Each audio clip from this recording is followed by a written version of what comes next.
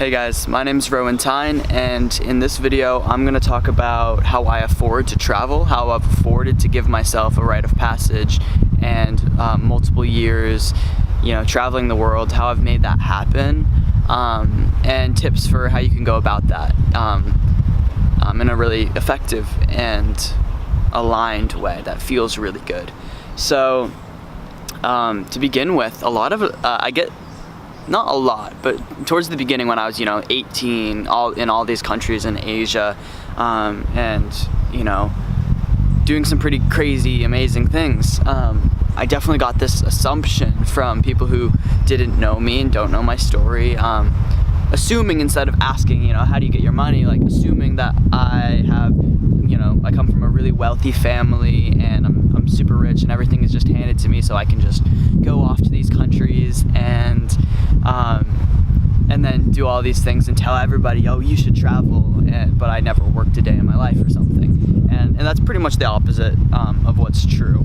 And what I will say, that's not true. And also, it's really important to just check ourselves and what we're focusing on, because there's always going to be somebody who is more privileged than you, and there's always going to be somebody who's less privileged than you.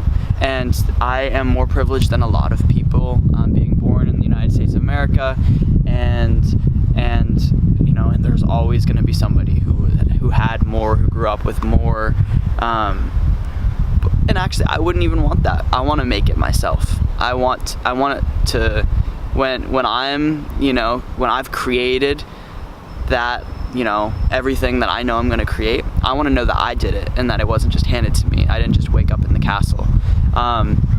And so that's actually something that I really value, is like doing things on my own and that sovereignty. And so I've created, most of the expenses that I've had the past couple years have been all out of my own pocket.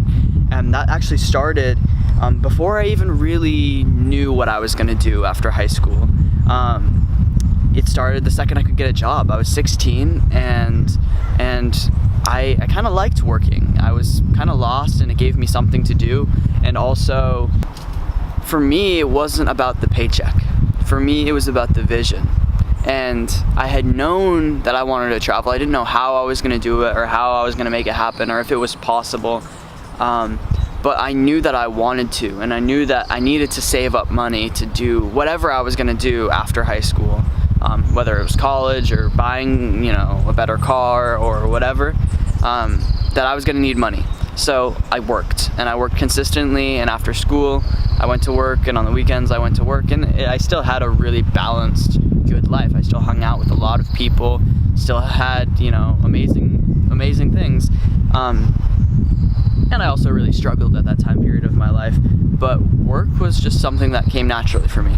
I was working for a vision, and I wasn't working for the paycheck. I wasn't clocking in thinking about how, the dollar I was getting. I was thinking about the excitement that I had for the thing that every day I was getting slightly closer towards. I was taking a step in this direction, and I had this this mountain on the horizon that I was climbing towards slowly and steadily. And it's the long game. It is a marathon, and that's something that I've had to learn. There's so many layers in that. But keeping that slow and steady pace really, really works. If you want to travel, and if you're trying to find your way and how you can afford to travel the world and do amazing things with your life,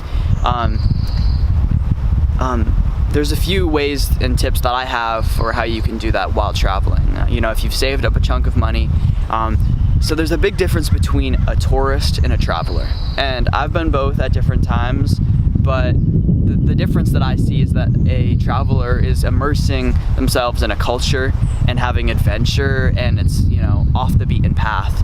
It is the path less traveled. And a tourist is going to the hot destinations and taking a photo at the Taj Mahal, which it's fine. It's amazing, and I've definitely I've been to so many of those places. But there's a difference in the travel experience. And a tourist gets drunk on a beach in Thailand, and a traveler is going and sleeping in the house of a primitive tribe in you know, off an island in Indonesia.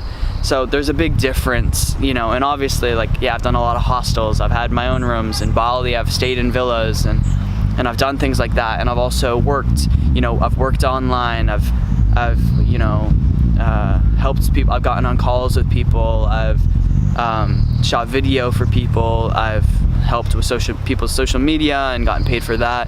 Like, there are a lot of things that you can do while traveling. I don't necessarily recommend it because it can be a lot to juggle. So that's kind of those are my thoughts, you know, like,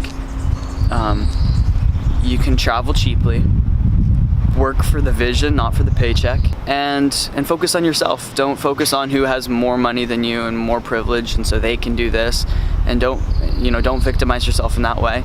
And also understand how privileged you actually are. If you're born in the States, you're really fucking privileged. If you're watching this video, you clearly have some sort of luxuries that most of our ancestors never, you know, would have been blown away by. It would be magic to have that phone that you're watching this on.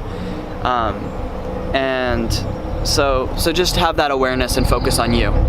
So that's my message for today, guys.